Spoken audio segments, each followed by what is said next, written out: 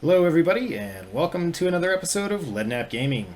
Today we're back in the AJS37 Viggen, and we're going to do a quick and dirty startup guide. Now, what's dirty about it? Well, we're going to ignore a lot of the testing and procedures for starting up European fighter jets.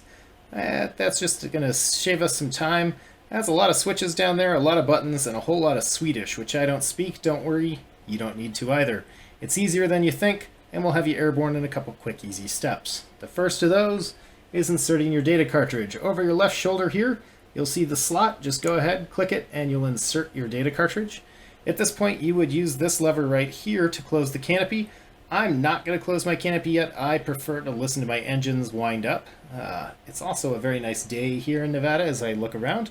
But do know in the Viggen, if it's for the module for DCS, if it's cold outside, if it's below freezing and you leave the canopy open too long, your screen will begin to shake. That's your pilot shivering. Underneath all of the canopy controls are the actual switches that we want to use to start up the jet. The first is going to be the main power switch right here. Flip that on, the master caution is going to come on. Between the little blinky lights is the reset button, so just go ahead, press that, the alarm silences. Next, the low pressure fuel system. Flip that switch, the little LED right there turns out. And at that point, we've got low pressure going. We're going to turn on the high pressure system by releasing the throttle and putting it into the idle position. By just simply pressing the lock, it'll move itself. There's nothing around that in DCS, so it's really easy to just click that. You don't need to bind it. At this point, we're going to go ahead and mention one of those omitted steps. So European fighters always use ground power to start themselves up. For emergency reasons, the Viggen can start itself up on its own power once, maybe twice. So to do so, we're just going to go ahead, turn our generator on, and then we're going to turn on the ignition switch right there. At this point, we're really just watching and waiting, listening to the engines spool up.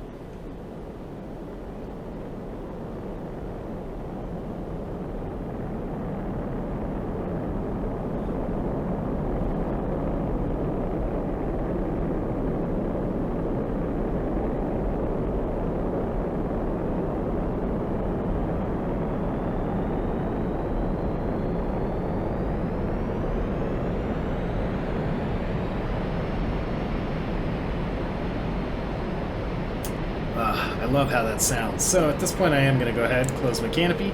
So a set of sounds that are amazing. At this point we need to use our CK37 computer. Now as you look here you'll see that there's no digits on the indicator yet. That's what we're waiting for. We don't need to press anything to load it. It loads itself. We're just waiting for it to finish its startup. Now we see digits and we see it's on and ready to go. If we go over here to Ref Lola, we turn the knob, we can see 9001. That does correspond to the airport we're at, which is good. Everything seems loaded in for it, but it's always a good practice to just go ahead and reload the cartridge just in case. So to do so, in Ref Lola, flip the in-out switch over to in. All zeros should appear. At this point, 9099, which is technically fictional Airport 99. I like to think of it as just load cartridge though. And from here, we're going to press this LS button, which is your enter key. The flashing 9 means that it's loading the data. All zeros means that it cleanly took it in. So at this point, just flip that bad boy back to out, and you're good to go on the CK37. All that's really left for us to do at this point is uncage our ADI by clicking on the knob. And the Viggen is ready to go. A couple of things I like to do just to kind of aid you in your startup here is one, don't forget to arm your ejection seat. Now technically you wouldn't want to do that here for protocol reasons, but hey, we're being dirty today. Next up is go ahead and put ourselves in nav. That'll turn on the HUD symbology for us, which is also the symbology we use for takeoff.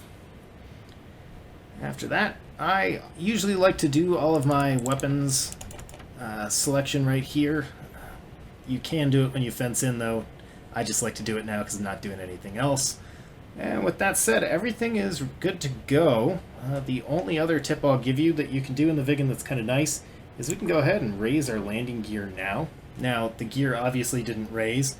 It's pressure sensitive. Once pressure comes off the wheels, the Viggen will automatically raise our landing gear and restore the flaps for regular flight, which is pretty helpful for takeoff in the Viggen.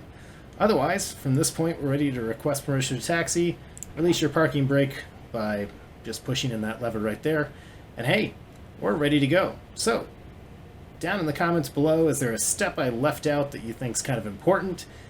Do you like the Viggen, not like the Viggen? Why? Let's talk about it in the comments. As always, don't forget to hit like and subscribe, and I will catch you all next time.